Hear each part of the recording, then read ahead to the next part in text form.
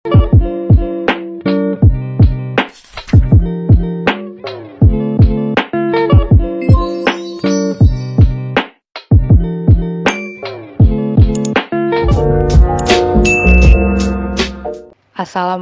warahmatullahi wabarakatuh. Selamat pagi Ibu Afiatin Nisa, selaku dosen psikologi umum. Halo teman-temanku semuanya. Kami dari kelompok 7 akan mempresentasikan hasil tugas kelompok kami untuk mata kuliah psikologi umum. Dengan materi sistem susunan syaraf dan penginderaan, serta hubungannya dengan tingkah laku manusia. Sebelumnya, izinkan saya untuk memperkenalkan anggota kelompok 7, yaitu saya sendiri, Nadia Rizky Ecayanti atau biasa dipanggil dengan Caca, Arsya Ramadan Saputro, Fadia Marwa Zakia, Lara Surtika, dan Ratih Nabila Mustika Dewi. Untuk pembahasan pertama tentang pengertian syaraf dan sistem susunan syaraf akan disampaikan oleh rekan kami, yaitu Fadia Marwa. Kepada Fadia dipersilahkan. Pengertian saraf. Sistem saraf adalah suatu jalinan jaringan saraf yang kompleks, sangat khusus, dan saling beraturan antara satu dengan yang lain. Sistem saraf mengkoordinasi, menafsirkan, dan mengontrol interaksi antara individu dan lingkungan sekitarnya. Sistem saraf merupakan kumpulan dari sel-sel saraf yang disebut neuron. Neuron-neuron saling berkomunikasi satu sama lain untuk menyalurkan pesan. Neuron memancarkan pesan ke neuron lain melalui substansi kimia yang disebut neurotransmitter. Neurotransmitter mengakibatkan perubahan kimia pada neuron penerima. Perubahan-perubahan tersebut menyebabkan akson mengirim pesan dalam bentuk listrik. Sel saraf neuron. Sistem saraf terdiri atas sel-sel saraf yang disebut neuron. Neuron bergabung membentuk suatu jaringan untuk mengantarkan impuls atau biasa disebut rangsangan. Sel saraf neuron terbagi menjadi 3. Yang pertama, nukleus atau biasa disebut inti sel. Nukleus berada di dalam badan sel yang berisi kromosom dari sel saraf. Nukleus berfungsi untuk mengatur segala kegiatan yang dilakukan oleh sel saraf. Yang kedua, akson atau biasa disebut neurit. Akson merupakan prosesus yang mengantarkan impuls dari badan sel ke tombol terminal atau biasa disebut sitoplasma dan jumlahnya biasanya 1. Di dalam akson terdapat benang-benang halus yang disebut neurofibril. Neurofibril dibungkus oleh beberapa lapis selaput mielin yang banyak mengandung zat lemak dan berfungsi untuk mempercepat jalannya rangsangan. Pada bagian neurit ada yang tidak dibungkus oleh lapisan mielin. Bagian ini disebut dengan nodus Ranvier dan berfungsi mempercepat jalannya rangsangan. Yang ketiga, dendrit.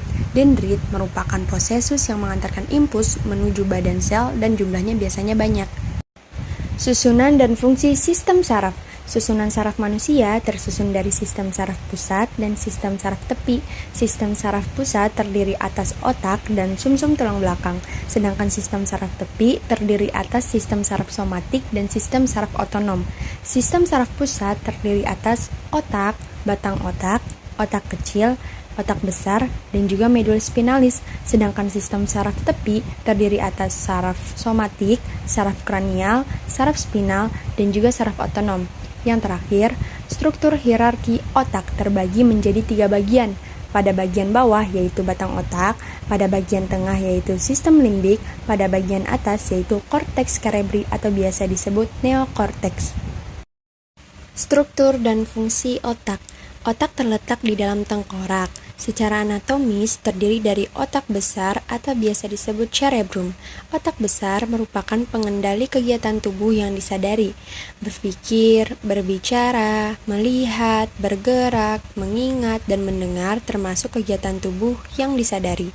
Otak besar dibagi menjadi 2 belahan, yaitu belahan kanan dan belahan kiri.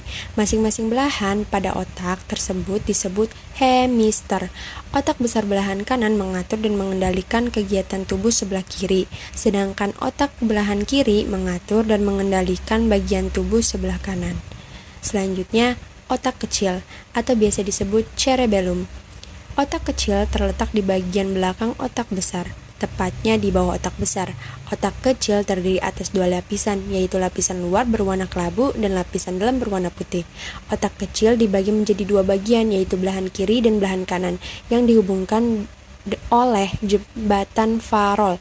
Otak kecil berfungsi sebagai pengatur keseimbangan tubuh dan mengkoordinasi kerja otot ketika seseorang akan melakukan kegiatan. Yang terakhir, batang otak. Batang otak terletak di ujung atas medula spinalis dan terdiri dari medula oblongata, pons, otak. Selanjutnya, kita akan lebih detail membahas batang otak. Seperti yang kita ketahui tadi, batang otak tersusun dari medula oblongata, pons, dan otak tengah. Batang otak terletak di depan otak kecil, di bawah otak besar, dan menjadi penghubung antara otak besar dan otak kecil. Batang otak terbagi menjadi dua lapis, yaitu lapisan dalam dan luar berwarna kelabu karena banyak mengandung neuron. Lapisan luar berwarna putih, berisi neurit dan dendrit. Fungsi dari batang otak adalah mengatur refleks fisiologis seperti kecepatan napas, denyut jantung, suhu tubuh, tekanan, darah, dan kegiatan lain yang tidak disadari. Selanjutnya, medula spinalis. Medula spinalis disebut dengan sumsum tulang belakang dan terletak di dalam ruas-ruas tulang belakang, yaitu tulang leher sampai dengan tulang pinggang. Yang kedua, medula spinalis berfungsi sebagai pusat gerak refleks dan mengantarkan impuls dari organ ke otak dan dari otak ke organ tubuh. Selanjutnya, kita akan membahas sistem saraf tepi. Sistem saraf tepi merupakan sistem saraf yang menghubungkan semua bagian tubuh dengan sistem saraf pusat. Berikut bagiannya. Yang pertama, sistem saraf somatik. Sistem saraf somatik merupakan sistem saraf yang kerjanya berlangsung secara sadar oleh otak. Yang kedua, saraf kranialis. Saraf yang langsung keluar dari otak disebut juga saraf otak dan jumlahnya ada 12 pasang. Yang ketiga, saraf spinal. Merupakan saraf yang keluar dari medula spinalis dan merupakan persatuan kelompok serabut dari dua akar spinal. Akar dorsal membawa serabut sensorik, akar ventral membawa serabut motorik. Yang ketiga, saraf otonom, saraf yang mengatur kerja jaringan dan organ tubuh yang tidak disadari. Jaringan dan organ tubuh diatur oleh sistem saraf otonom adalah pembuluh darah dan jantung. Selanjutnya, kita akan membahas sistem pengendaraan. Sistem indera merupakan sistem fisiologis dalam tubuh manusia yang berfungsi untuk mengenali, merasakan, dan merespon terhadap serangkaian stimulus secara fisik. Saat suatu indera mengenali atau merasakan sesuatu, indera akan mengumpulkan informasi untuk memberikan persepsi dan respon terhadap apa yang diketahui. Kemampuan indera untuk merasakan sesuatu ini sangat penting dalam menjalankan hampir seluruh aspek kognitif, perilaku, dan pikiran dalam tubuh manusia. Sistem indera adalah bagian dari sistem saraf yang berfungsi untuk proses informasi indera. Di dalam sistem indera terdapat reseptor indera, jalur saraf, dan bagian dari otak ikut serta dalam tanggapan indera. Umumnya, sistem indera yang dikenal adalah penglihatan, pendengaran, penciuman, pengecapan, dan peraba. Indera penglihatan. Anatomi mata dibagi menjadi 5 bagian. Yang pertama yaitu kornea. Kornea merupakan bagian depan bola mata yang terletak di depan iris. Kornea merupakan jaringan yang jernih atau transparan yang berfungsi sebagai media refraksi. Yang kedua yaitu pupil. Pupil merupakan bagian mata yang bulat yang merupakan celah tempat masuknya sinar ke dalam bola mata.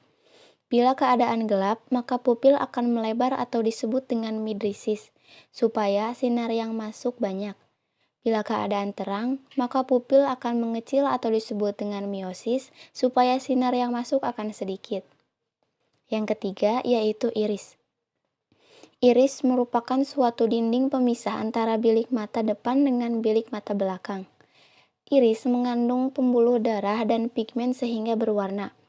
Pada iris terdapat dua otot, yaitu musculus dilatator pupil konstraksi maka pupil akan melebar, dan bila musculus picinter pupil konstraksi maka pupil akan mengecil. Yang keempat yaitu lensa.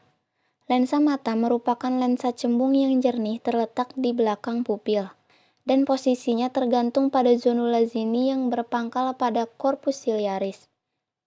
Lensa dapat memimpin dan mencembung untuk mengatur cahaya yang masuk agar bayangan benda jauh tepat di retina.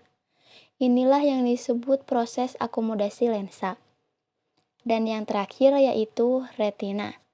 Retina merupakan membran yang tipis, halus, tidak berwarna dan tembus pandang. Pada retina terdapat sel-sel reseptor atau fotoreseptor, yaitu sel kerucut dan sel batang. Sel kerucut berfungsi dalam penglihatan terang dan penglihatan warna. Sel batang berfungsi pada penglihatan redup atau gelap. Di retina terdapat makula lutea atau bintik kuning yang di tengahnya ada fovea selastris yang mengandung banyak sel kerucut sehingga menjadi daerah yang memiliki tajam penglihatan paling baik.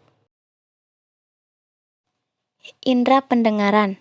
Anatomi telinga terdiri dari 3 bagian yang memiliki struktur dan peranannya masing-masing dalam proses pendengaran dan menjaga keseimbangan tubuh. Berikut ini adalah bagian-bagian telinga beserta fungsinya. Yang pertama yaitu telinga bagian luar. Anatomi telinga bagian luar terdiri dari daun telinga atau pinna dan lubang telinga. Daun telinga berfungsi untuk mengumpulkan gelombang suara dari lingkungan sekitar dan mengantarnya ke gendang telinga melalui lubang telinga. Sementara itu, daun telinga berperan sebagai saluran yang menghubungkan antara telinga bagian luar dengan telinga bagian tengah. Yang kedua yaitu telinga bagian tengah. Anatomi telinga bagian tengah terdiri dari 2 bagian, yaitu osikel dan saluran Eustachius. Osikel merupakan sekumpulan tulang yang berperan sebagai penyusun telinga bagian tengah. Ada 3 jenis tulang yang menjadi bagian dalam osikel, yaitu tulang martil atau malleus, yaitu tulang yang melekat di gendang telinga, tulang landasan atau insus, yaitu tulang yang berada di tengah rangkaian tulang pendengaran telinga, tulang sanggurdi atau stapes, yaitu tulang yang menjadi penghubung antara telinga tengah dan telinga dalam. Selain ketiga tulang di atas, telinga bagian tengah juga dihubungkan dengan saluran Eustachius yang terletak di ujung tenggorokan. Saluran ini berfungsi untuk menyalurkan lendir dari telinga tengah dan menjaga tekanan udara di telinga tengah. Yang ketiga yaitu telinga bagian dalam. Di telinga bagian dalam terdapat koklea, yaitu organ yang memiliki saraf-saraf pendengaran. Koklea memiliki bentuk yang menyerupai siput dan terdiri dari 2 jenis cairan yaitu endolif dan perilif. Di sekitar koklea terdapat sel rambut halus yang berperan penting dalam mengubah gelombang suara menjadi listrik di saraf pendengaran. Selain untuk mendengar, fungsi keseimbangan juga dijalankan di telinga bagian dalam. Indra penciuman. Anatomi hidung dibagi menjadi 5 bagian. Yang pertama yaitu lubang hidung. Udara masuk ke dalam rongga hidung melalui lubang hidung yang di dalamnya terdapat rambut-rambut halus. Rambut tersebut biasa disebut dengan bulu hidung yang berfungsi sebagai penyaring udara. Kotoran yang terdapat di udara tertahan oleh bulu hidung sehingga hanya udara yang bersih yang masuk ke dalam sistem pernapasan. Yang kedua yaitu rongga hidung. Di dalam rongga hidung terdapat selaput lendir dan rambut halus atau silia. Selaput lendir yang ada di rongga hidung berfungsi sebagai pelindung terhadap kotoran dan bakteri. Selaput lendir akan menghasilkan ingus atau mukus untuk mencegah bakteri dan kotoran yang masih ada di udara. Udara yang masuk dalam rongga hidung nantinya akan diteruskan menuju tenggorokan. Udara yang ada di rongga hidung dijaga kelembapan, suhu, serta tekanannya. Yang ketiga yaitu sinus hidung. Sinus hidung merupakan rongga atau kantung udara yang terletak di dekat saluran hidung. Terdapat 4 jenis sinus hidung, yaitu sinus etmoid, terletak di sekitar pangkal hidung yang sudah ada sejak lahir dan terus berkembang. Sinus maxillaris, terletak di area pipi, sama dengan etmoid. Sinus maxillaris ada sejak lahir dan terus berkembang. Sinus frontal terletak di dahi dan berkembang setelah umur 7 tahun. Dan yang terakhir yaitu sinus sphenoid, terletak di belakang hidung dan biasanya berkembang saat usia remaja. 4. Saraf hidung atau saraf olfaktori. Saraf olfaktori merupakan salah satu dari 12 saraf kranial yang terhubung langsung dengan saraf pusat atau otak. Saraf hidung berfungsi sebagai reseptor utama di dalam indera penciuman yang berupa aroma yang terbawa di dalam udara. Yang kelima yaitu tulang rawan rongga hidung. Tulang rawan rongga hidung terlindungi oleh tulang rawan yang membentuk luaran hidung.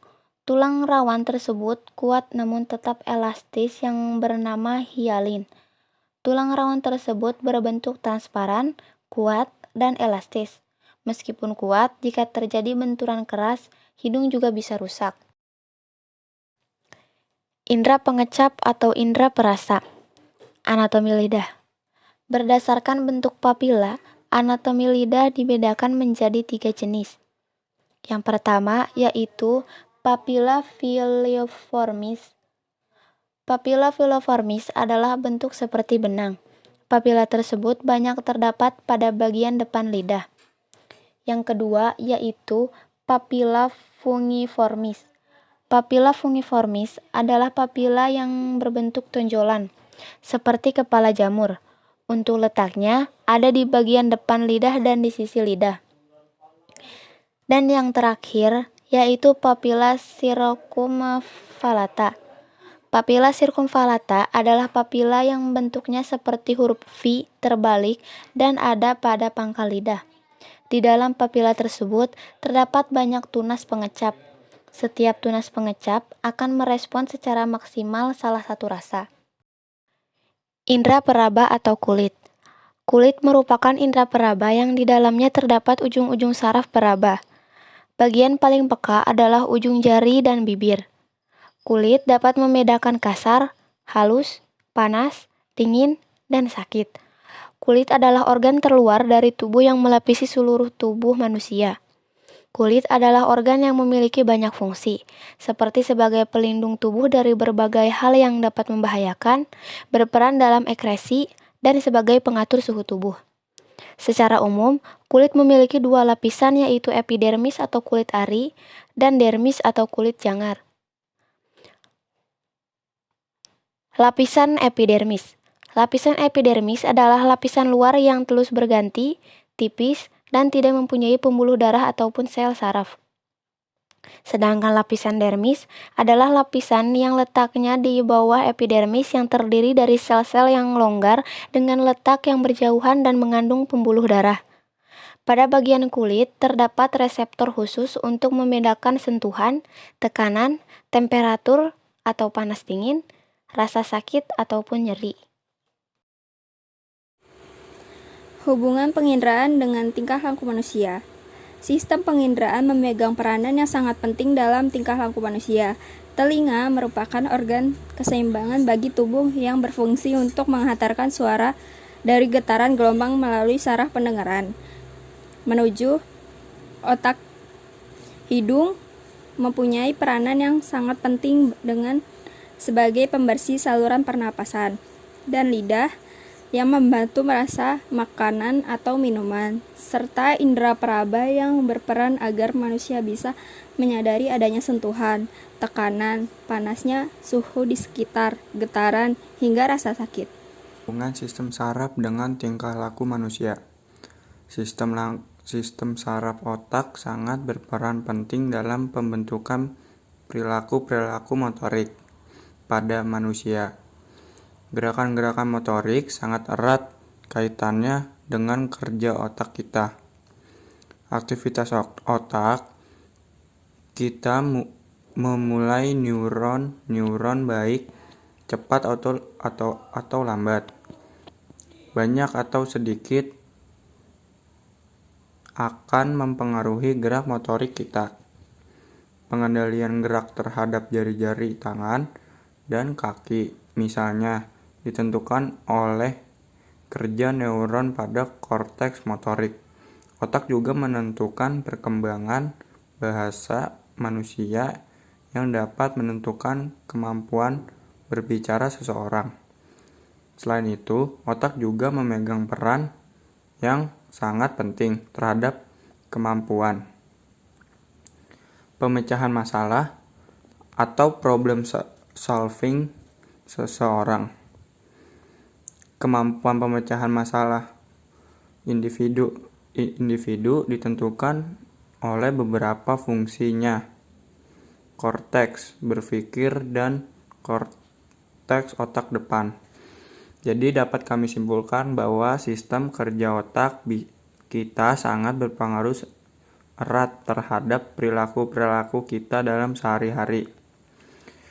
Sistem kerja kita lah yang mengatur semua perilaku kita semua ini. Cukup sekian dari presentasi kelompok kami, kelompok 7. Jika ada pertanyaan, dipersilakan untuk bertanya. Kurang lebihnya mohon dimaafkan. Wassalamualaikum warahmatullahi wabarakatuh.